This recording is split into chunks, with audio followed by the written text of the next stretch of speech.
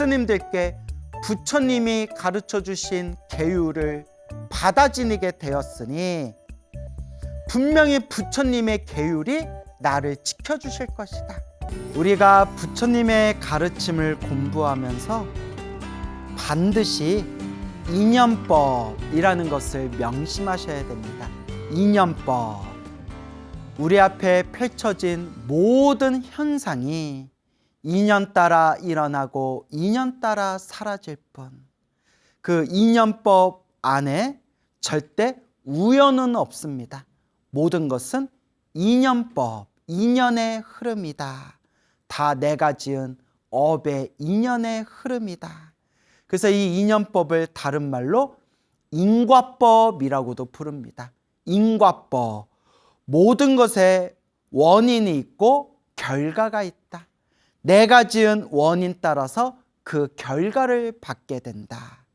그래서 우리 부처님께서 항상 좋은 인연을 지어라, 복을 심어라, 선업을 닦아라, 공덕을 쌓아라, 내가 지은 업은 반드시 내가 받게 된다라고 부처님께서 팔만대장경에서도 간곡하게 말씀하셨습니다. 그래서 부처님도 분명히 말씀하셨고 큰 스님들도 수없이 말씀하셨지만 우리 중생들 사는 모습이 다 자기 업대로 살아가는구나. 나는 과거 전생 어떤 업을 지었기에 지금 이번 생 이와 같은 모습으로 살아가고 있는가. 좋은 일도 나쁜 일도 내가 지은 업의 결과이다. 그러면 누가 닦아야 할까요? 맞습니다, 여러분. 내가 닦아야 된다. 내 스스로 닦아야 된다. 내가 내 스스로 닦아나가는 수행의 종교, 실천의 종교가 바로 부처님의 가르침, 불교가 되는 것입니다. 그래서 힘들고 괴롭고 답답할 때일수록 내가 닦아야 된다. 내 스스로가 닦아야 된다. 염불을 하든 경전을 독송하건 경전을 사경하건 다란이나 주문을 외우건 부처님께 간절하게 절을 하건 나한테 딱 맞는 그런 기도법, 가장 내가 좋아하고 끌리는 그런 기도법을 딱 선택해서 간절하고 정성스럽게 꾸준히 닦는 수밖에 없습니다. 우리 중생이 시작 없는 옛적부터 지금까지 태어나고 죽고 태어나고 죽는 윤회를 반복하면서 알고 지었건 모르고 지었건 몸과 말과 생각으로 지은 이 업보가 얼마나 많을 것인가. 지금 이번 생 사람으로 태어나 부처님 법을 만났을 때 지금 닦지 않으면 언제 닦을 것인가? 지금 닦지 않으면 언제 닦을 것인가? 라는 마음으로 스스로 업장을 소멸하고 몸으로 짓고 입으로 짓고 생각으로 지은 이 업장을 소멸하고 끊임없이 복과 지혜와 공덕을 닦아나가야 합니다, 여러분. 닦아야 합니다. 몇십 년 전에 중국에 묘용이라는 비구니 스님이 계셨다고 합니다.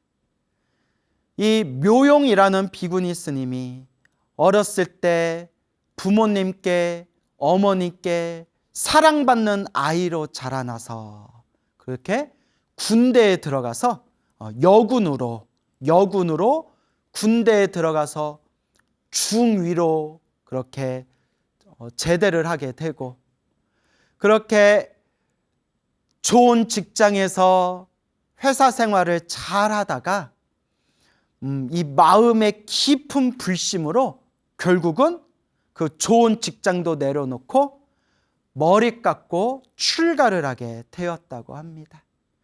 그래서 묘용이라는 법명을 가진 비구니 스님으로 그렇게 산 깊은 산사에서 수행을 하게 되었는데, 그 묘용 스님이 맡은 업무가 소임이 그 변속간, 해우소에서 분뇨를 이렇게 바가지로 퍼가지고 그 밭에다가, 스님들이 자급자족해서 먹는 채소 밭에다가 그 분뇨를 이렇게 뿌려주는 그런 소임을 맡았다고 합니다. 그래서 우리 절집에서는 지금이야 절집이 현대화되고 또 여러모로 시스템이 아주 그냥 정교해져 가지고 이제 요새는 이제 스님들도 그렇게 거친 노동일을 잘 하지 않고 마음만 먹으면 얼마든지 공부에 집중할 수 있는, 그러니까 몸에 크게 어려운 일 없이 공부에만 집중할 수 있도록 시스템이 옛날에 비해서는 잘 갖추어지긴 했지만, 우리나라도 몇십 년 전까지만 하더라도 스님들이 장작 패오고 직접 가마솥에서 밥 짓고 스님들이 직접 채소 가서 그렇게 밭일도 하고 농사도 지었던 시절이 불과 몇십 년 전이었다고 합니다. 그래서 요 묘용 비구니 스님도 그 변속간에서 긴 바가지로 분뇨를 퍼가지고 채소밭에다가 이렇게 이제 뿌려주는 그런 업무를 담당했는데, 그렇게 불공 시간에 이 새벽 예불, 사시 예불, 저녁 예불, 이렇게 예불 시간에는 그 사원에 있는 모든 스님들이 빠지지 않고 모두 다 참석을 해서 부처님께 불공을 드려야 되기 때문에 그렇게 분뇨를 채소밭에다가 분뇨를 뿌리고 채소를 가꾸고 밭일을 하던 요 묘용 스님도 예불 시간만 되면 불이 나게 이제 대충 몸 닦은 뒤에 이제 법당에 들어가서 부처님께 예배드리고 부처님께 불공을 올려야 되는데, 이제 막 분뇨 같은 거 뿌리고 밭에서 밭일하다 보면 막 신발 같은 거에 막 이렇게 덕지덕지 지저분한 게 많이 묻어 있을 수 있지 않습니까? 그런데 여러분, 중국의 법당은, 특히 옛날에 만들어진 중국 사찰의 법당은, 중국에 있는 사찰의 법당은 바닥이 돌로 돼 있다고 합니다. 바닥이 벽돌 있죠. 벽돌로 이렇게 쌓아놨기 때문에 한겨울에 그 돌의 냉기가 어마어마하대요. 춥대요. 근데 우리나라는 오래전부터 온돌 문화고, 또 우리나라 한국의 사찰 문화는 이렇게 그 땅 위에 그 이제 나무 있잖아요. 아주 질 좋은 나무로 나무 바닥을 다 이렇게 마루 바닥처럼 나무로 만들어 놓고 했기 때문에 그렇게 맨발로 들어가더라도 어느 정도 냉기를 좀 막을 수는 있지만, 또 우리는 보통 좌복이라고 해가지고 방석, 바깥말로는 방석, 우리 절에서는 좌복이라고 하는데, 너무 추울 때는 좌복 깔아놓고 좌복 위에 이렇게 서 있으면 바닥에서 올라오는 냉기 같은 걸 좌복이 딱 막아주거든요. 근데 중국 사찰의 법당은 바닥이 벽돌로 되어 있고, 그 벽돌에서 한겨울에도 냉기가 엄청 많이 쏟아져 올라온대요. 그러다 보니까 스님들이 벽돌로 바닥이 되어 있는 중국 사찰의 법당에 들어갈 때 보통 푹신한 신발을 신고 들어가서 예배를 올리는 경우가 많은데, 요 묘용 비구니 스님은 막 밭일하고 막 분뇨를 막 밭에다가 뿌리고 하다 보니까 막 신발 같은 거에 덕지덕지 지저분한 게 묻어 있으니까 차마 더러운 신발을 신고, 비록 벽돌 바닥이지만 더러운 신발을 신고 법당 안에 들어갈 수가 없어서 그 더럽혀진 신발을 이렇게 이제 벗은 뒤에 딱 그 얇은 버선 같은 얇은 양말만 신은 상태로 벽돌 바닥 위에 몇 시간이건 이렇게 서서 부처님께 염불 드리고 부처님께 불공을 올렸다고 해요. 그러다 보니까 그 추운 날에 벽돌 바닥에서 그 돌에 그 차가운 냉기가 그 묘용, 맨발로 서 있는 그 묘용스님의 발가락과 발목과 무릎까지 그 냉기가 막 스며들더래요. 그러면 그걸 덜덜덜덜 참으면서 그냥 부처님을 향해서 이렇게 몇 시간씩 기도를 드렸는데, 에구구구, 우리 같으면 그냥 깨끗한 신발이라도 하나 좀 미리 준비했다가 그러면 법당 들어갈 때는 그 깨끗한 신발로 갈아 신고 들어가든가 뭐 어떻게 그렇게 좀 꾀를 좀 내지. 너무나 우직하고 너무나 성실하다 보니까 아유, 법당에 들어가는데 지저분한 신발로 들어가면 안 되지, 신발 벗고 들어가야지 하고 벽돌로 만들어 놓은 맨바닥에서 부처님을 바라보면서 기도를 하다 보니까 냉기가 무릎, 다리, 관절 뼈마디에 냉기가 스며들기 시작하는데, 지금 말로 하면 이제 악성 관절염에 걸리는 거예요. 악성 관절염. 여러분, 스님이건 머리 길른 제가자건 할 것 없이 아프면 병원 가야 돼요, 여러분. 그래서 우리 팔만대장경에 보면 서가모니 부처님도 주치의가 있었어요. 지바카라는 주치의가 있어서 부처님도 몸이 불편할 때 지바카라는 의사가 와서 부처님을 그렇게 병세를 살펴보고 약을 지어드리는 내용이 팔만대장경에도 나와요. 그래서 이런 내용이 나옵니다. 부처님은 중생들의 병고를 치료해 주시고 중생들의 괴로움을 어루만져 주시는 분인데 왜 부처님이 병에 걸려서 의사를 만나 약을 받아 드시냐, 이해가 안 된다. 후대에 그런 내용이 나와요. 그래서 팔만대장경에 어떤 내용이 나오냐면, 부처님이 만약 의사를 만나지 않고 약을 드시지 않는 그런 모습만 보여주시다 보면, 야, 이거 중요한 거예요.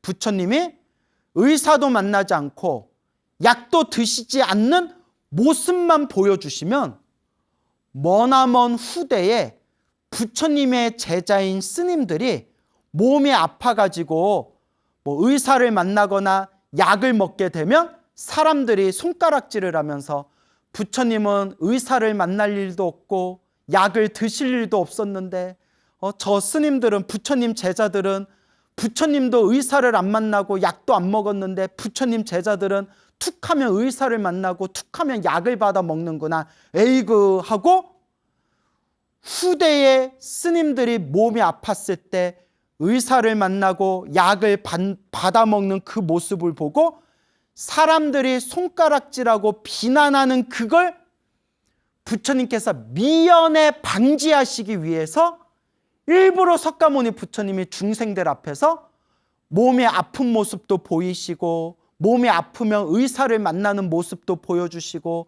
의사를 만나서 약도 받아 드시는 모습을 일부러 보여주신 것이다. 한마디로 몸 아프면 의사를 찾아가고 의사가 약 지어주면 약을 먹어라, 그게 정상이다 라는 걸 일부러 보여주기 위해서 부처님이 의사를 만나고 약을 지어 드시는 걸 일부러 부처님이 보여주신 것이다.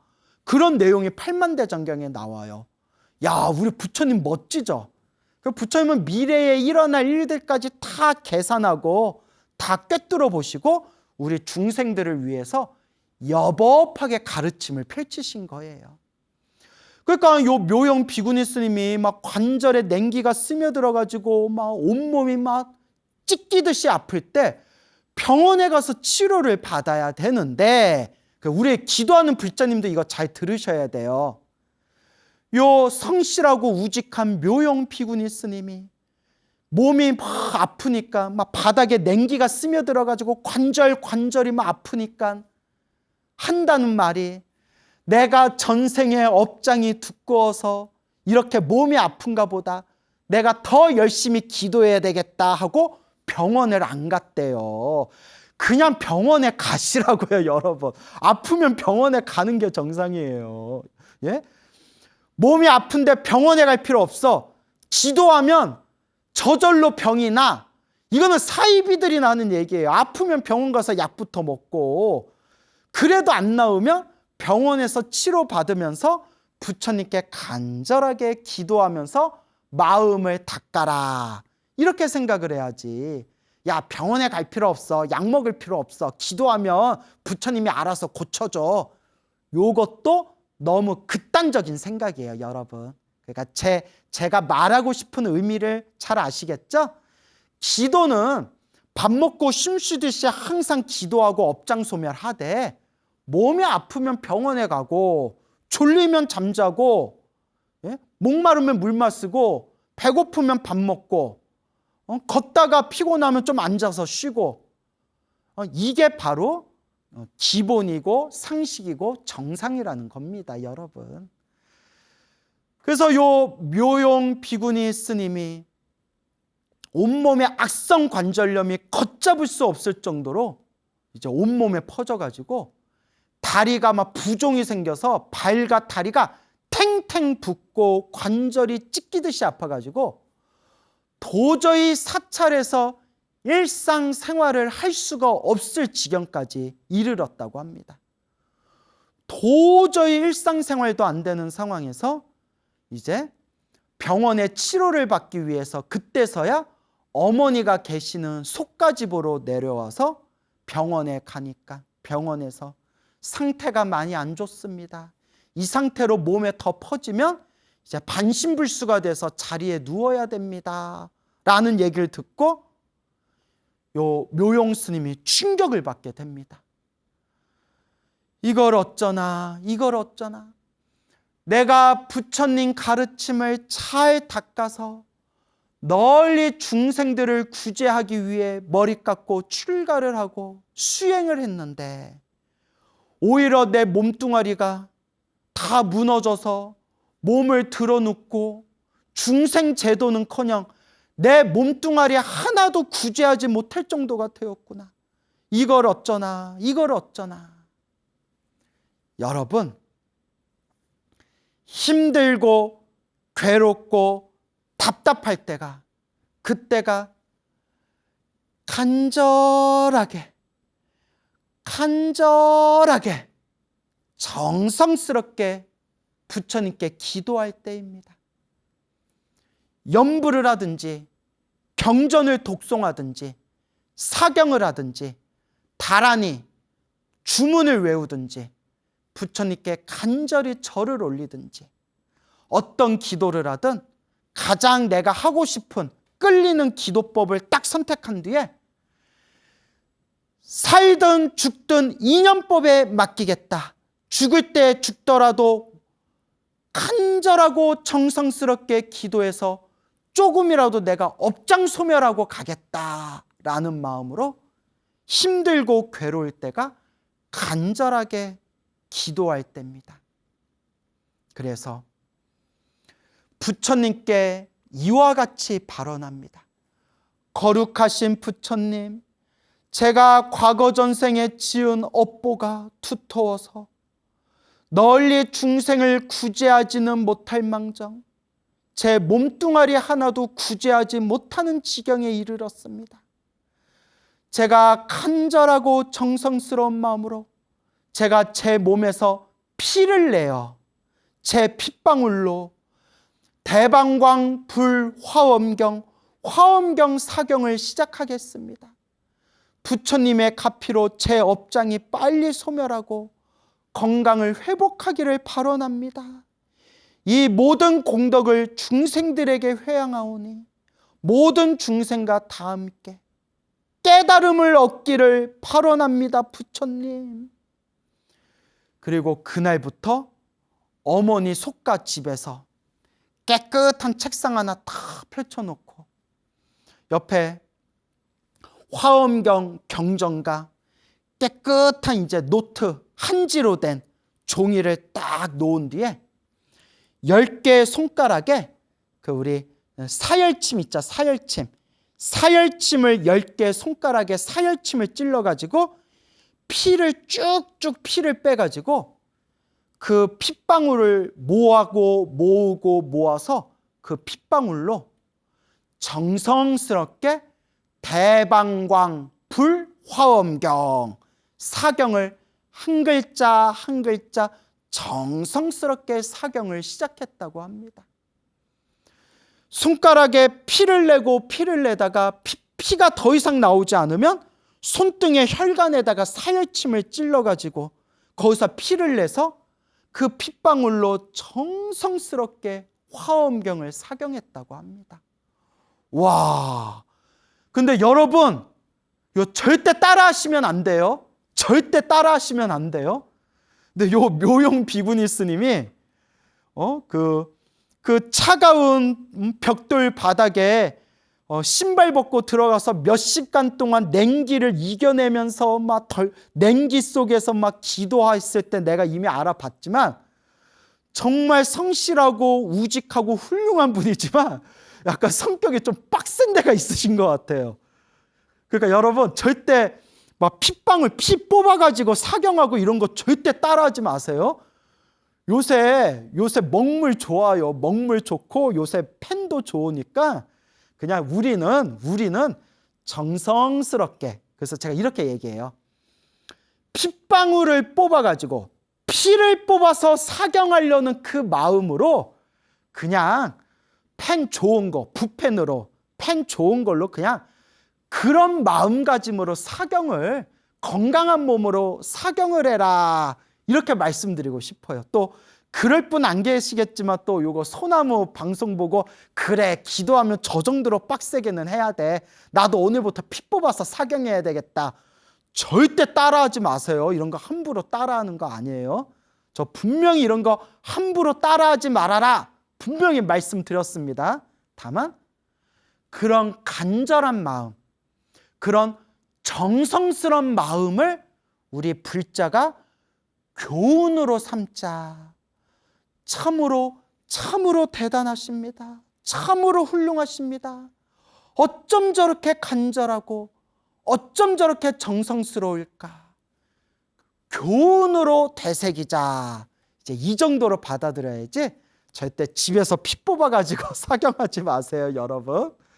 자, 어쨌거나 그래서 집에 같이 살고 있는 어머니가 자기 딸인 묘용 비구니 스님이 사경할 때 막 피를 막 뽑아가지고 막 정성스럽게 사경하는 그 모습을 볼 때 어머니가 차마 그 모습을 볼 수가 없어서 어머니가 일부러 외면하고 어머니가 일부러 비구니 스님, 자기 딸인 묘용 비구니 스님이 사경할 때 일부러 집안일 하는 척하면서 자리를 피하고는 했다고 합니다.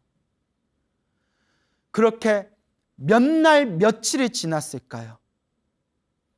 시간이 지나서 얼마의 시간이 지난 뒤에 어느 날 집안에 있던 어머니가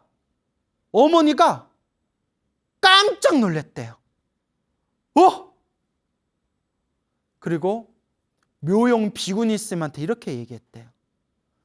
내가 집안일을 하는데 책상에 앉아서 화엄경 사경에 집중하고 있는 스님의 모습을 얼핏 딱 봤는데 맙소사, 피를 뽑아 사경하고 있는, 화엄경 사경하고 있는 우리 스님의 몸에서 환한 광명이, 환한 빛이 방광하는 걸 봤어요. 제 눈으로 방광하는 걸 봤어요. 나무 아미타불 관세음보살, 나무 시아본사 서가모니불. 스님이 대방광불 화엄경 피를 뽑아서 사경을 하고 있을 때 스님 몸에서 환한 빛이 방광하는 걸 봤어요. 그렇게 대방광불 화엄경 4권을 다 사경을 마칠 때쯤에 어느 순간 자신의 모습을 보니 발과 다리에 퉁퉁 부었던 부종이 빠져있고 온몸에 찢기듯이 아팠던 그 악성 관절염 통증이 사그러든 걸 느끼고 혹시나 하는 마음으로 병원에 가서 다시 정밀 검사를 받았는데 의사가 깜짝 놀라면서 스님, 무슨 일이 있었던 겁니까? 몸에 있었던 그 질환이, 병이 싹 사라졌습니다.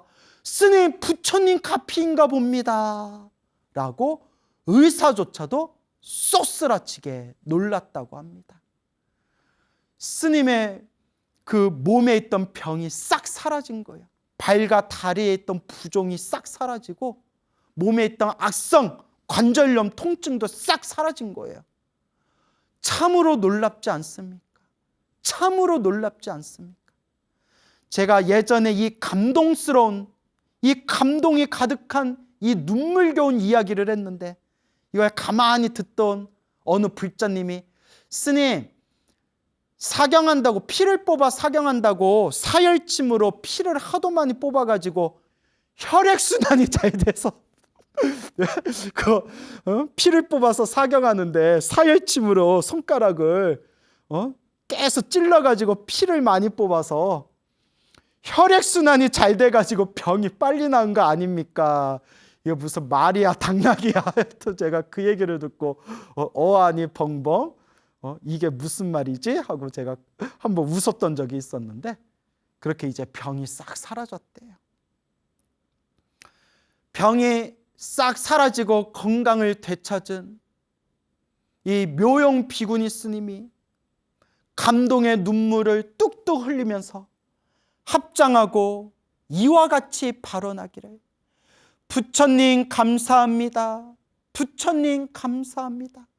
거룩하신 부처님, 미래 세상 영원토록 부처님께 공양을 올리겠습니다. 부처님, 거룩하신 부처님, 영원토록 신구의 삼업, 몸과 입과 생각을 청정히 하여 깨끗이 하여 공양을 올리겠습니다. 부처님, 미래 세상이 다하도록 영원토록 중생을 위해 살고 중생을 위해 죽겠습니다. 이것이 바로 이와 같은 거룩한 마음을 안욕따라 삼맥 삼보리심, 보리심이라고 부릅니다. 보리심. 모든 중생을 괴로움에서 건지겠습니다. 모든 중생을 구제하기 위해서 저는 위없는 깨달음을 얻겠습니다. 제가 위없는 깨달음을 얻고 모든 중생이 영원한 행복을 얻는 그날까지 영원토록 세세생생 보살행을 닦겠습니다. 안욕따라 삼맥 삼보리심, 보리심이라고 부릅니다. 이 보리심이 불교에서 말하는 우주에서 가장 거룩한 마음이라고 합니다. 우주에서 가장 거룩한 마음, 안욕따라 삼맥 삼보리심, 보리심을 명심하시기 바랍니다. 그리고 이 보리심을 4개 문장으로 줄이면 바로 사옹서원이 되는 겁니다. 사옹서원. 중생을 다 건지겠습니다. 번뇌를 다 끊겠습니다. 법문을 다 배우겠습니다. 불도를 반드시 이루겠습니다. 이 사옹서원을 한 문장으로 만들면 모든 중생 다 함께 성불하여 지이다. 원공법계 제중생 차타일시 성불도. 이것을 꼭 명심하시기 바랍니다. 몸에 그토록 자신을 괴롭혔던 병이 싹 사라졌는데 그렇게 뛸 듯이 기뻐했던 어머니가 눈빛이 싸해지더래요. 눈빛이 싸해지면서 어머니가 이렇게 얘기하더래요. 스님, 병이 났으면 어서 절로 돌아가십시오. 스님이 여기 뭐하러 있습니까? 이제 병이 나았으니까 어서 절로 돌아가세요. 어머니가 그렇게 안면 몰수하고 빨리 나가라고 어머니가 쎄한 표정으로 빨리 나가라고, 빨리 절로 돌아가라고 아주 어머니가 냉정하게 굴더래요. 우리 같으면 병이 나은 김에 조금 더 요양해라. 여기 따뜻한데 좀 더 누워 있어라. 여기 이거 몸 그동안 몸이 많이 축이 났을 텐데, 축 났을 텐데 이거 영양가 있는 것 좀 먹어라. 아이고 스님이지만 내 아들, 내 딸, 내 새끼 뭐 이런 게 뭐 부모의 마음이잖아요. 어머니가 쎄한 눈빛으로 안면몰수하고 냉정하게 스님 나았으면 어서 집에서 나가세요. 이게 왜 여기 있어요? 절로 가세요. 이러더래요. 그래서 너무나 묘용 비구니 스님이 서운해가지고 너무나 차가운 모습에 깜짝 놀라서 예 가겠습니다. 바로 가겠습니다.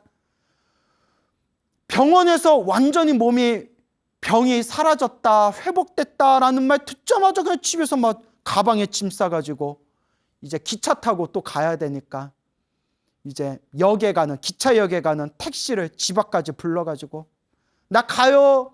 어머니 보살님 나 가요. 근데 어머니는 쳐다도 안 보는 거야. 빨리 가세요 스님.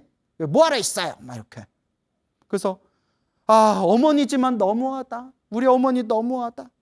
그래서 이제 택시를 딱 탔어. 택시를 타서 이제 기차역으로 가려고 택시를 타서 출발하기 직전에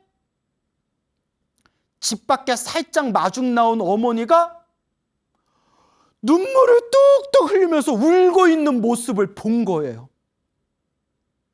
어머니가 막 그 택시 앞에서 살짝 마중 나와서 고개를 돌리고 어머니가 막 울고 있는 엄마의 모습을 본 거예요.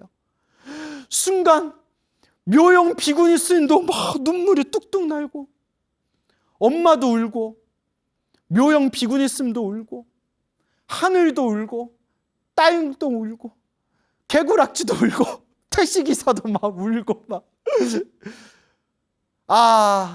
어머니가 나를 너무나 사랑하시는데 머리 깎은 출가자인 내가 부처님 법을 만났을 때 수행 더 열심히 하라는 뜻으로 일부러 저렇게 차가운 모습을 보여주시면서 저렇게 냉정한 모습을 보이면서 나를 빨리 부처님 계신 부처님 도랑 절로 빨리 보내려고 일부러 저러신 거구나.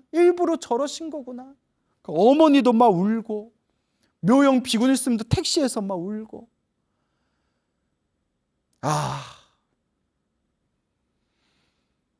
이런 모습을 보고 어찌 수행하지 않을 수가 있겠습니까? 어머니의 이런 모습을 보고 어찌 중노릇을 올바르게 하지 않을 수 있겠습니까?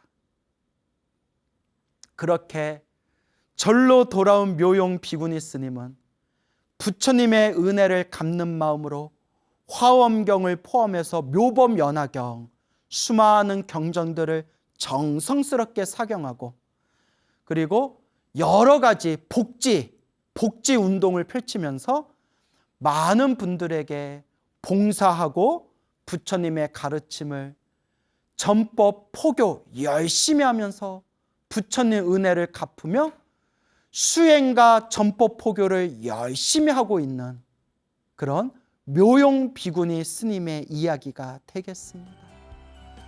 나무아미탑을 관세음보살, 지장보살 마사, 나무 시아본사 서가모니벌 부처님 감사합니다. 늘 우리 중생들을 자비의 손길로 어루만져 주시고 괴로움에서 우리 중생을 구제해 주소서. 나무 마바냐 바라미. 우리 서가모니 부처님께서 왕사성 중림정사 계실 때 일입니다. 부처님께서 왕사성 중림정사에 머무르시면서 널리 법을 펼치고 계실 때 그 성에 부부가 살고 있었습니다. 남편과 아내 부부가 살고 있었는데 엄청나게 지독하게 가난했다고 합니다. 참 우리가 인생 살아가면서 돈이 인생의 전부가 아니다. 돈이 많은 것이 꼭 행복한 것만은 아니다. 뭐 이런 말을 자주 하지만 솔직히 우리 중생들 살아가는 모습을 보면 돈이 없으면 살아가는 게 참 힘들고 퍽퍽하고 빡빡하죠. 근데 이 부부가, 왕사성에 살고 있는 이 부부가 지독하게 가난하고 지독하게 그렇게 먹고 사는 게 힘들었다고 합니다. 남편이 아무리 애를 써도 돈이 모이지를 않았다고 합니다. 너무나 힘들고 지쳐서 어느 날 어떤 사람에게 이렇게 질문을 합니다. 이번 생에, 현세에 복을 듬뿍 받는 방법이 없겠는가? 이번 생에 복을 왕창, 이번 생에 받을 수 있는 방법이 혹시 있느냐? 하고 이제 질문을 했나 봅니다. 그러니까 이 질문을 받은 어떤 사람이 이렇게 대답합니다. 당신은 아직도 모르시오.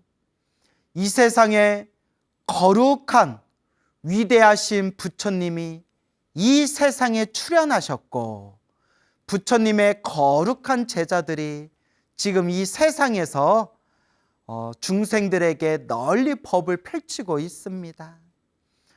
위대하신 부처님과 거룩하신 스님들을 모시고 믿고 의지하고 공경하는 마음으로 정성껏 공양을 올린다면 이번 생 큰 복을 받을 수 있을 겁니다.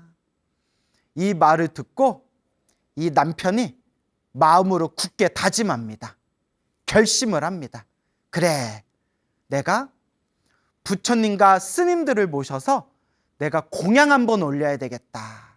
내가 공양을 올려야 되겠다. 내가 복을 짓기 위해서 복 받으려고 부처님과 스님들께 공양을 올려야 되겠다 생각하고는 닥치는 대로 일을 해가지고 한 푼, 두 푼 얼마의 돈을 모았다고 합니다.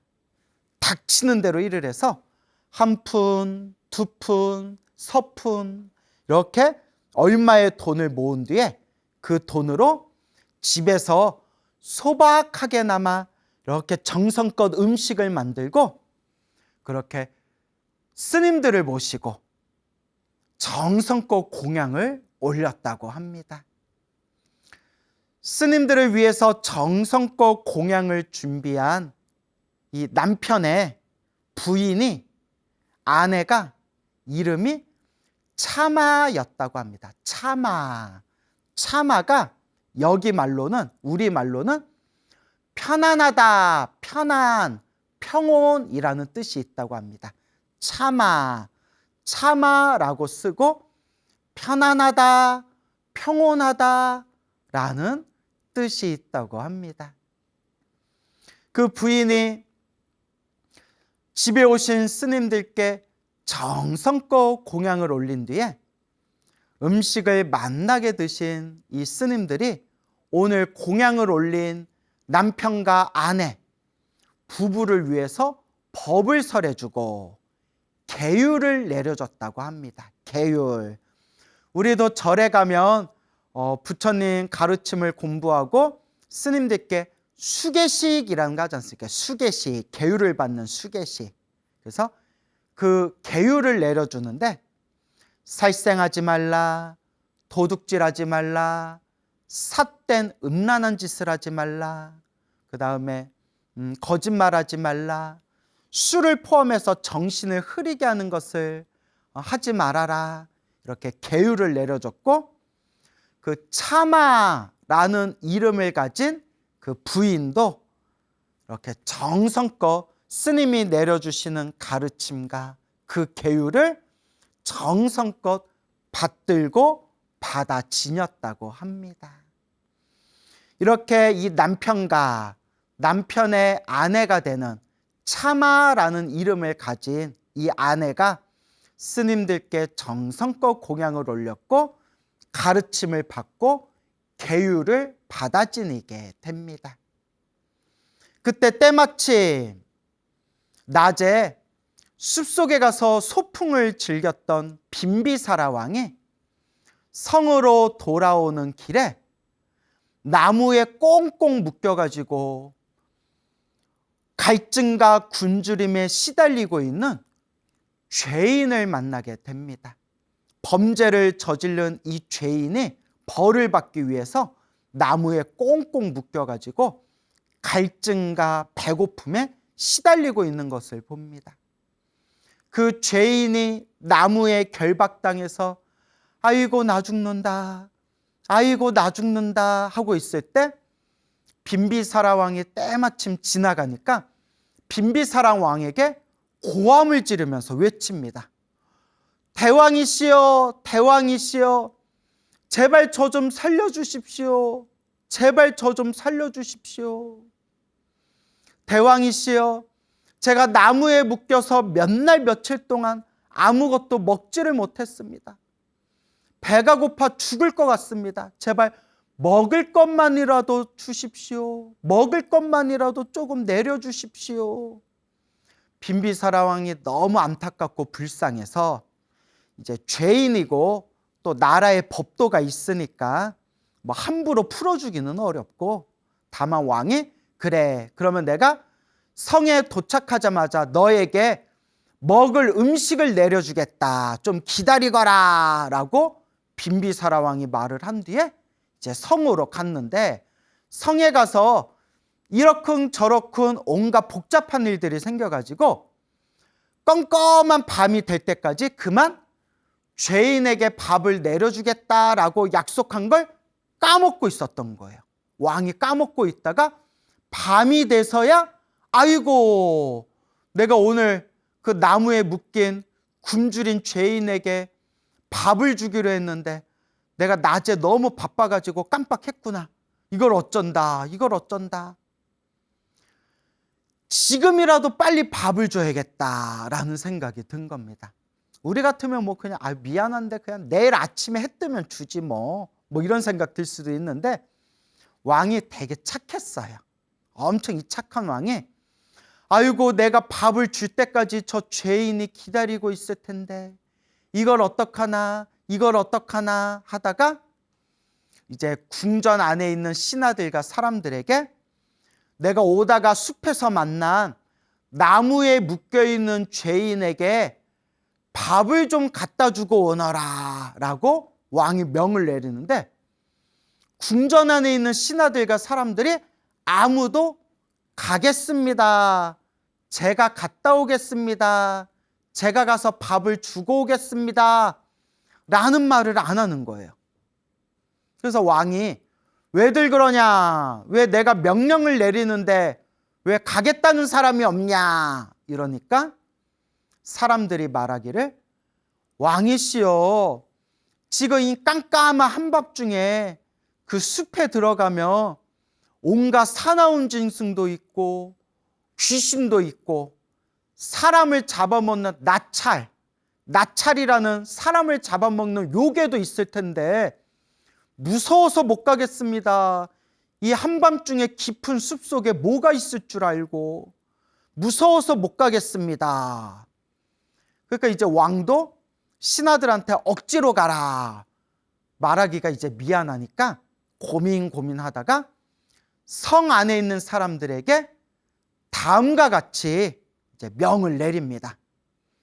누구든지 지금 음식을 가지고 숲속에 들어가서 나무에 묶여있는 죄인에게 음식을 갖다 주고 오는 사람에게는 내가 상금 1000냥을 주겠다. 상금 1000냥을 주겠다 하는데, 상금 1000냥이면 어마어마한 돈이잖아요. 어우, 나 같으면 간다. 나 같으면 나무아미탑을 관세음보살 연불하면서 저 같으면 이제 갔다 올 것 같아요.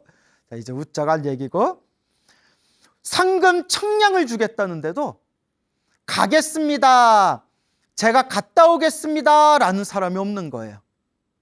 그때 이 소식을 듣고 그 가난한 남편의 아내였던 차마라는 여인이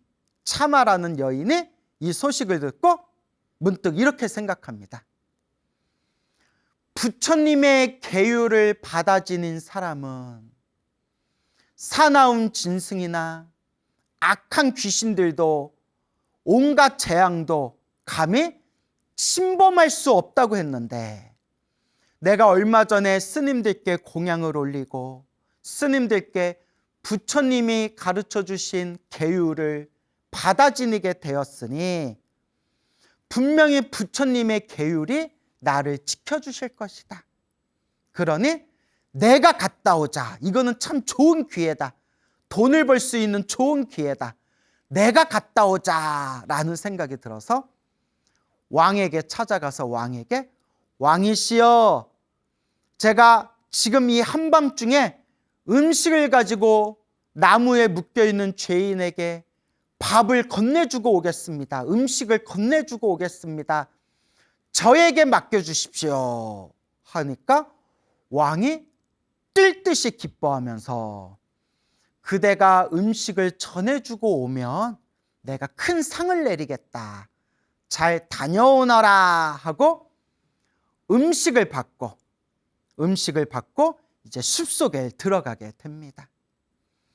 차마라는 여인이 이제 숲속에 들어가서 음식을 품에 안고 나무에 묶여있는 죄인을 향해서 한 걸음 한 걸음 깊은 숲속에 들어가고 있을 때, 때마침 사람을 잡아먹는 요괴 나찰 귀신을 만나게 됩니다. 나찰 귀신을 딱 만났는데, 딱 그때 나찰 귀신이 500명의 아이를 낳고 있었다고 합니다. 500명의 아이. 야, 역시 사람 잡아먹는 요괴라서 스케일도 커요. 우리 인간은 쌍둥이, 5쌍둥이만 낳아도 막 그냥 그 자리에서 까무러칠 텐데, 이 나찰 귀신이 500명의 아이를 낳고 있었다고 합니다. 500명의 아이를 낳은 이 나찰 귀신이 기진맥진 탈진해가지고 때마침 숲을 지나가고 있는 이 차마라는 여인을 딱 잡아먹으려고 하는데, 차마라는 여인이 부처님이 이와 같이 설하셨다네. 살생하지 말아라. 도둑질하지 말아라. 삿된 음란한 짓을 하지 말아라. 거짓말하지 말아라. 정신을 흐리게 하는 것, 술 등을 가까이 하지 말아라. 계율을 받아 지니고 계율을 되새기고 있는 차마의 모습을 보는 순간, 차마의 그 몸에 있는 부처님 계율의 위신력 때문에 이 나찰귀가 감히 차마를 덮쳐서 잡아먹지를 못했다고 합니다. 오, 저 여인은 부처님의 거룩한 계율을 받아 지니고 있구나. 감히 내가 해를 끼칠 수가 있는 존재가 아니구나 하고 이 나찰귀가 두려워하면서 차마에게 이렇게 물어봅니다. 그대여, 그대의 이름이 무엇이오? 차마가 그 나찰귀에게 이렇게 대답합니다. 나의 이름은 차마입니다. 아까도 말씀드렸죠? 차마라는 이름에는 편안하다, 평온하다라는 뜻이 담겨 있다고. 차마, 편안하다라는 그 이름의 뜻을 딱 듣는 순간 이 나찰귀가 마음의 고요해짐을 느끼면서 차마에게 부탁을 합니다. 참아요, 참아요. 내가 몹시도 배고프니 그대가 가지고 있는 음식 조금만 떼줄 수 없겠는가? 조금만 떼줄 수 없겠는가? 그래서 차마가 가지고 있는, 품에 안고 있는 음식에서 일부분을 떼가지고 나찰 귀신에게 먹을 걸 좀 건네게 됩니다. 나찰 귀신이 그 한 덩어리 떼어낸 음식을 딱 먹는 순간 귀신이 가지고 있는 신통의 힘으로 음식을 조금만 먹었는데도 금세 배가 부르고 몸에 기운이 차오르게 됩니다. 배가 부르니까 몸도 마음도 편안해진 이 나찰귀가 차마에게 이렇게 얘기합니다. 참아요, 참아요. 이름도 참 편안한 참아요. 그대 덕분에 내가 편안함을 얻었어. 내가 은혜를 갚고자 하니 우리 집에 가면 황금 덩어리가 있는데 집으로 돌아가는 길에 내가 있는 곳에서 황금 덩어리를 가져가시오. 내가 선물로 황금 덩어리를 주겠소. 와, 대박. 음식 좀 떼어줬는데 황금 덩어리를 이제 선물로 받게 됩니다. 와, 요새 뉴스 보니까 금값도 엄청 뗐는데 금값 엄청 올렸더라고요. 예? 그래서 황금 덩어리를 선물로 주겠다. 참아요, 부탁이 있다. 앞길로 가다 보면 내 동생이 있는데, 내 동생 나찰이 있는데, 내 여동생 나찰을 만나면 내 안부를 조금 전해다오. 내 소식을 전해다오. 500의 아이를 잘 낳았고 몸도 마음도 편안하다라고 내 여동생에게 안부를 좀 전해주시오 라고 첫째 나찰귀가 차마에게 부탁을 합니다. 차마가 이제 계속 길을 걷다가 두 번째 나찰귀를 만납니다. 너를 잡아먹어야 되겠다. 배고팠는데 잘됐다 하고 있을 때 차마가 나찰이여, 나찰이여, 오는 길에 당신의 언니를 만나고 왔어. 당신의 언니가 500의 아이를 잘 낳았고 몸도 마음도 편안하니 안부를 전해주시오라고 나한테 부탁하였소 라고 차마가 말하니까 이 둘째 나찰귀가 깜짝 놀라면서 고맙소, 고맙소. 우리 언니의 안부를 전해줘서 고맙소. 그대 이름이 무엇이요? 내 이름은 차마입니다. 차마라는 이름이 편안하다라는 뜻이 있다고 했죠? 그러니까 둘째 나찰귀가 그 이름을 듣고 편안함을 느끼면서 이렇게 얘기합니다. 이름도 참 좋구나. 이름이 참 편안하구나. 그리고 우리 큰언니의 소식을 안부를 전해줘서 내가 너무 고맙구나. 나한테 황금 덩어리가 있으니까 나중에 집에 가는 길에 내가 가지고 있는 황금 덩어리를 선물로 줄 테니 그것을 가져가시오 라고 약속을 하면서 이 둘째 나찰귀가 이렇게 부탁을 합니다. 참아요. 앞으로 가다 보면 우리 남동생이 있는데, 우리 남동생, 막내 동생이 있는데 막내 동생에게 첫째 누나, 둘째 누나 소식과 안부를 좀 전해주시오 라고 부탁을 합니다. 차마가 다시 숲속으로 길을 가고 있을 때 남자 나찰 귀신이 딱 나타나서 너를 잡아먹겠다 하니까 차마가 잠깐 내 말 좀 들어보시오. 오는 길에 당신의 첫째 누나가 되는 나찰과 둘째 누나가 되는 나찰을 만나서 막내 동생을 만나면 안부와 소식을 전해주시오라고 부탁을 받았어 하면서 첫째 누나, 둘째 누나의 안부와 소식을 전해주니까 이 막내 나찰이 깜짝 놀라면서 고맙소, 고맙소. 그대 이름이 무엇이오? 내 이름은 차마입니다. 차마, 편안하다라는 뜻이 있다고 했죠.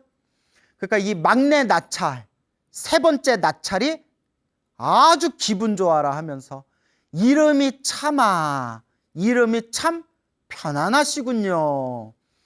우리 첫째 누나, 둘째 누나 소식을 전해줬으니 내가 그대에게 선물을 주겠어.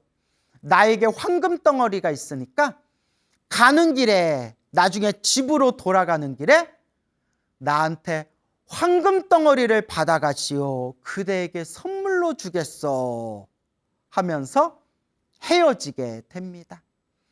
이렇게 차마가 깊은 숲속을 3명의 나찰귀를 만나고서도 무사히 빠져나간 뒤에 저 끄트머리에 나무에 꽁꽁 묶여있는 죄인을 만나서 품속에 안고 온 음식을 건네주며 그대여 오늘 낮에 약속했던 빈비사라 왕이 당신과의 약속을 지키기 위해서 이 늦은 밤에 나를 보내서 그대에게 음식을 전해주라 왕이 명하셨소.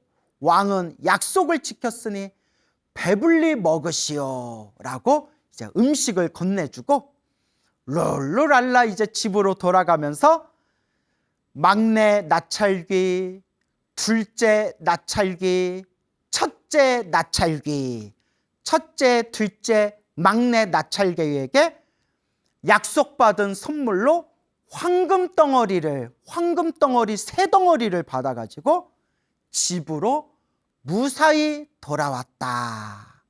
그리고 궁전에 들어가서 왕에게 왕이시여 제가 나무에 묶여있는 죄인에게 무사히 음식을 약속대로 건네주고 왔습니다 라고 왕에게 이제 있었던 일을 자초지종을 얘기하니 왕이 너무나 기뻐하면서 그대에게 약속대로 상금 1000냥을 주겠다 하면서 왕에게 1000냥의 상금을 또 상으로 선물 받게 됩니다.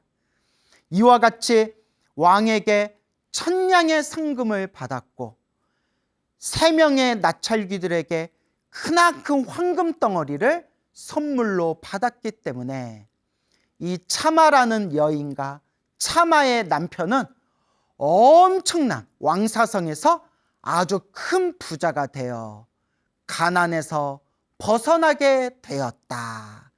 이와 같이 이 차마라는 부부가 큰 부자가 된 소식이 성 안에 널리 퍼지면서 수많은 사람들이 다 함께 신기해하고 다 함께 감탄하였다라는 그런 이야기가 전해지고 있습니다.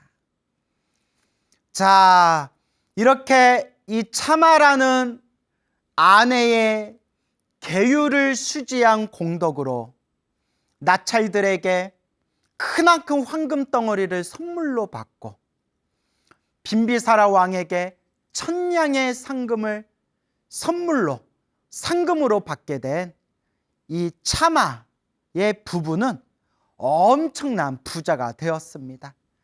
이 소식이 널리 퍼져서 이제 왕의 귀에까지 들어가게 되고 왕이 문득 이렇게 생각합니다. 참으로 저 부부는 복덕이 있구나. 참으로 저 부부들은 복이 많은 사람들이구나. 저렇게 복 많은 사람을 내가 신하로 거두어야 되겠구나 해가지고 그 가난한 집의 남편이었던 그 거사를 이제 왕실로 불러들어서 큰 벼슬자리를 주고 신하로 삼게 되었다. 이와 같이 크나큰 부자가 되고 또 왕에게 인정받아서 높은 자리에 벼슬을 얻게 된 이 남편과 그리고 남편의 아내였던 이 차마는 우리가 이렇게 큰 복을 짓게 된 게, 이와 같이 큰 복을 짓게 된 게 부처님과 스님들께 공양을 올렸기 때문이다. 부처님과 스님들께 복을 지었기 때문에 이렇게 큰 복을 얻을 수 있었던 것이다. 그러니 우리가 평생도록 더 열심히 복을 짓자꾸나, 더 부지런히, 더 꾸준히 복을 짓고 선업을 짓자라고 마음으로 결심하면서 큰 부자가 된 이 부부가 부처님과 수많은 스님들을 모시고 정성껏 몇 날 며칠 동안 정성껏 공양을 올리게 됩니다. 가난했을 때에는 하루 종일 몇 날 며칠 일을 하고 일을 해서 겨우 몇 푼의 돈을 구해가지고 비록 소박하게나마 정성껏 공약물을 준비한 뒤에 정성껏 준비한 공약물도 양이 많지를 못해서 몇몇 스님들만 모시고 공양을 올렸을 뿐이었는데, 그렇게 시간이 지나고 나서는 부처님과 함께 있는 헤아릴 수 없는 수많은 스님들까지 모두 다 한자리에 모신 뒤에 몇 날 며칠 동안 공양을 올려도 모자름이 없을 만큼 큰 부자가 된 이 부부가 너무나 스스로 감격에 겨워 부처님과 스님들의 발 아래 공경 예배를 올린 뒤에 부처님과 스님들께 법을 청하게 됩니다. 공양을 받아 자신 부처님은 부처님의 법도에 따라서, 부처님의 법도는 공양을 받으면 반드시 법문을 해주고 부처님의 법을 전한다 라는 법도에 따라서 부처님께서 공양을 맛있게 차신 뒤에 그 부부와 그 자리에 있는 사람들을 위해서 부처님께서 자상한 말씀으로 간곡하게 진리의 말씀을 부처님께서 설법하시니, 그 자리에서 부처님과 스님들께 공양 올리고 부처님의 법문을 청해 들은 그 부부가 그 자리에서 법문을 듣는 순간 깨달음의 1단계 수다원이라는 거룩한 깨달음을 얻으면서 마음에 깨달음의 눈을 뜨게 되었다고 합니다. 그래서 여러분, 명심하셔야 됩니다. 어떤 분이 이런 얘기를 하셨어요. 스님, 한국 불교는 기복신앙이 문제입니다. 기복신앙이 문제입니다. 부처님의 가르침은 깨달음의 가르침이고 지혜의 가르침인데 우리 한국 불교는 너무 기복신앙에 빠져 있습니다. 맞습니다. 맞고요. 그 말씀이 맞는데, 하지만 하나만 보면 안 됩니다. 하나만 보면 안 됩니다. 기복신앙은 나쁘다, 혹은 기복신앙은 수준 낮은 가르침이다 라고 하나만 볼 게 아니라, 이와 같이 기복신앙일지라도 부처님의 가르침과 인연을 맺는 것이 중요하다. 우리 중생들은 업장이 두꺼워서 처음부터 깨달음과 지혜에 대해서 가르치면 중생들 중에서 알아들을 수 있는 중생이 몇이나 되겠습니까? 그래서 부처님은 중생들 눈높이에 맞춰서 한 명의 중생이라도 놓치지 않고 중생들을 다 제도하기 위해서 중생의 눈높이에 맞추어 상중하 수준에 맞추어 법을 설하셨으니, 기복신앙이라고 무조건 나쁜 게 아니다. 기복신앙이라 할지라도, 시작은 비록 기복신앙이라 할지라도 부처님의 법과 인연을 맺는 게 중요하다라고 말씀드리는 겁니다. 그래서 이 가난한 부부는, 시독하게 가난 속에서 살고 있었던 이 가난한 부부는 스님들을 모셔서 공양을 올렸던 게 순수하게 가난에서 벗어나고 싶어서, 복을 얻고 싶어서, 그런 기복신앙 때문에 스님들을 모시고 공양을 올린 거지만, 결국 끝내는 큰 복을 얻고 자기들이 얻은 큰 복을, 은혜를 갖기 위해서 부처님과 스님들을 모셔서 공양청을 올린 뒤에 부처님께 법문을 듣고 놀랍게도 깨달음의 1단계 수다원이라는 깨달음을 얻어서 마음의 눈을 뜨게 되었다. 이 부부도 기복신앙으로 불교를 믿게 되었지만 결국은 깨달음을 얻을 수 있는, 지혜를 얻게 되는 인연을 심게 되었다. 그러니 기복신앙이라고 무조건 나쁘다고 하지 말아라. 물론 우리 중생들이 수준을 높여서 깨달음의 가르침, 지혜의 가르침, 자비의 가르침으로 들어가야 되지만 작은 씨 하나를 심어서 가느다란 새싹이 나오고 그 작디 작은 그 새싹이 결국은 큰 나무가 되고 큰 숲을 이루게 되듯이 첫걸음은 기복신앙일지 몰라도 결국 기복신앙일지라도 부처님과 인연을 맺은 그 공덕으로 깨달음을 얻게 되는, 깨달음을 얻을 수 있는 그런 크나큰 인연법이 펼쳐지게 되는 것이다. 그래서 저는 불자님들께 이렇게 말씀드립니다. 기복신앙이라도 좋으니까 자꾸 절에 다녀라.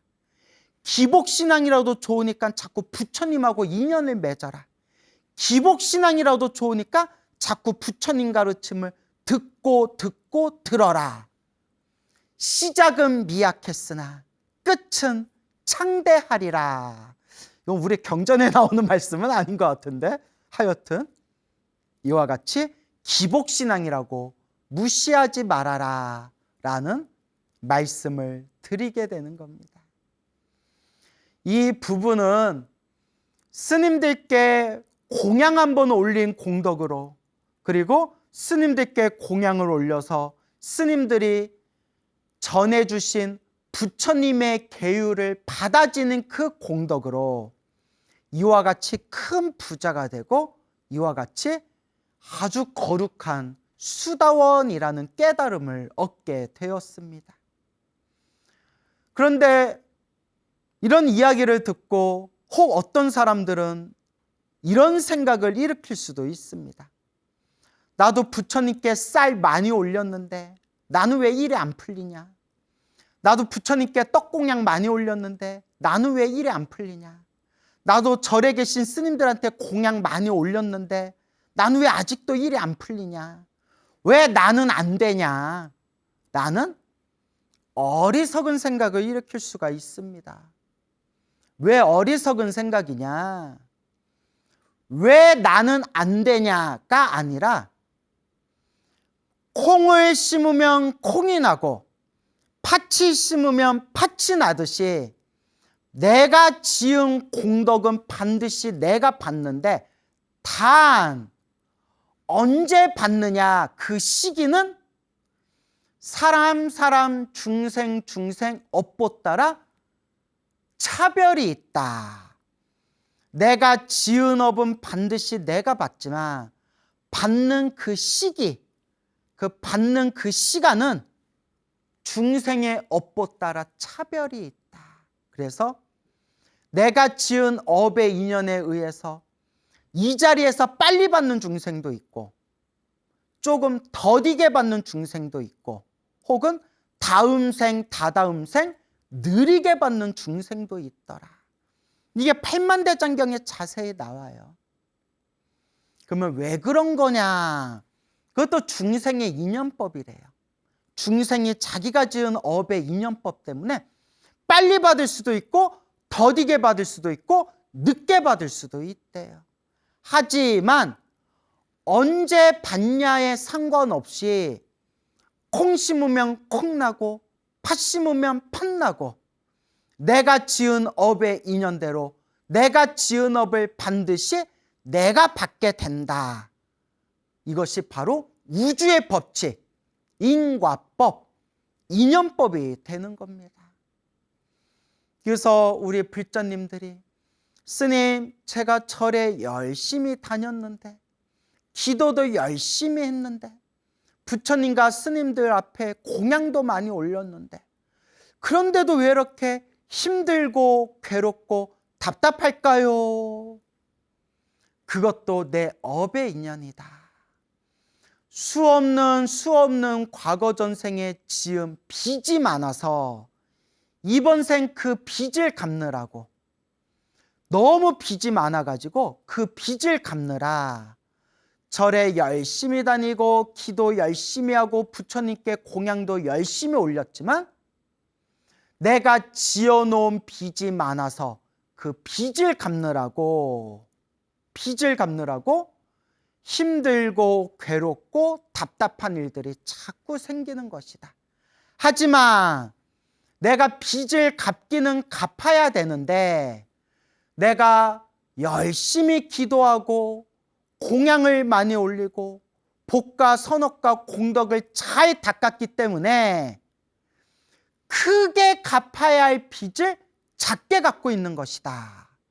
예를 들어서 과거 전생부터 지었던 빚을 100만 원을 갚을 게 있는데 100만 원치 갚을 게 있는데 그래도 내가 부처님 가르침을 만나 복을 짓고 선업을 짓고 공덕을 닦아서 100만 원 갚아야 할 그 빚덩어리를 10만 원, 20만 원만 갚고 있는 과정이다. 크게 갚을 걸 작게 갚고 있고 오래오래 갚아야 될 걸 짧게 갚고 있구나 라는 것을 명심하셔야 됩니다. 여러분, 이 인과법을 명심하셔야 됩니다. 여러분, 이 인연법을 명심하셔야 됩니다. 내가 부처님 가르침을 닦으면서 기쁘고 즐겁고 행복한 일이 생기면 부처님 감사합니다. 제가 더 잘 닦겠습니다. 제가 더 잘 닦겠습니다. 마음으로 되새기고 부처님 가르침을 닦고 닦으면서도 힘들고 괴롭고 어려운 일이 생기면 부처님, 제가 과거 전생부터 지은 업보가 두꺼워서 업보가 두터워서 제가 지금 업장을 소멸하고 있는 과정입니다. 제가 지은 업장, 업보를 소멸하고 있는 과정입니다. 그러니 제가 더 잘 닦겠습니다. 흔들림 없이 더 잘 닦겠습니다. 이와 같이 마음으로 명심하고 마음으로 되새기셔야 합니다. 참으로 부처님 법은 묘하구나. 참으로 부처님 법은 미묘하구나.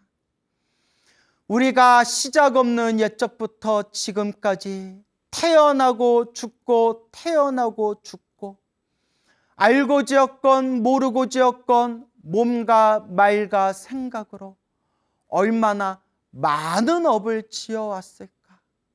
얼마나 지독하게 많은 업보를 지어왔을까? 그래도 이번 생 내가 한 가닥 착한 뿌리가 있어서 성근이 있어서 이와 같이 소중한 부처님 법을 만나게 되었으리. 이번 생 잘 닦아야 되겠구나. 이번 생 사람으로 태어나 부처님 법을 만났을 때 이번 생 잘 닦아야 되겠구나. 마음으로 명심하고 마음으로 되새기셔야 합니다. 부처님께서 늘 말씀하셨습니다. 사람으로 태어나기 어렵고 부처님 법을 만나기 어렵다. 이번 생 사람으로 태어났다 하더라도 다 자기가 과거 전생부터 지었던 업보의 차별대로 살아가는 것이다. 행복해지고 싶다며 행복해질 수 있을 만한 인연법, 원인을 지어야 된다. 다 내가 지은 원인 따라 내가 그 결과를 받나니 이것이 인과법이요 인연법이다라고 부처님이 분명히 말씀하셨습니다. 그러니까 여러분, 이번 생 부처님 법을 만났을 때 우리 잘 닦읍시다. 잘 닦아 나갑시다. 여러분 행복해지고 싶습니까? 행복한 삶을 창조하고 싶습니까? 복을 지으십시오. 선업을 지으십시오. 공덕을 닦으십시오. 복과 선업과 공덕의 힘이 여러분들을 진정한 행복의 길로 이끌어 줄 것입니다. 여러분 성불하세요.